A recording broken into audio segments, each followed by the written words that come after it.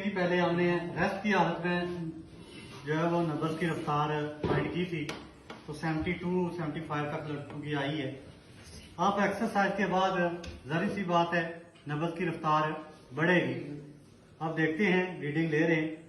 ये गूंठे वाली साइड से आप नब्ज को जो है वो फाइंड करते हो, इस पर उंगलियां रख के चेक करते हैं 1 मिनट में कितनी धड़कन होती है।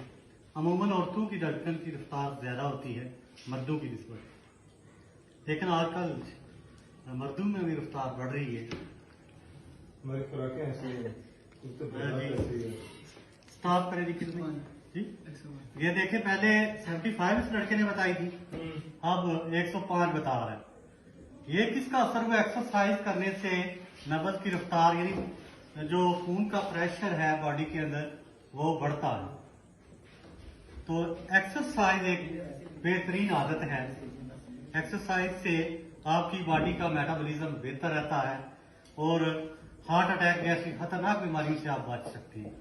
खुराक की आदत भी बेहतर करें और एक्सरसाइज भी करें, ठीक है, फिर आपको हार्ट अटैक करीब नहीं आएगा। और याद रखें, हार्ट अटैक की शरह जो है वो मर्दों में ज्यादा है औरतों की निस्बत।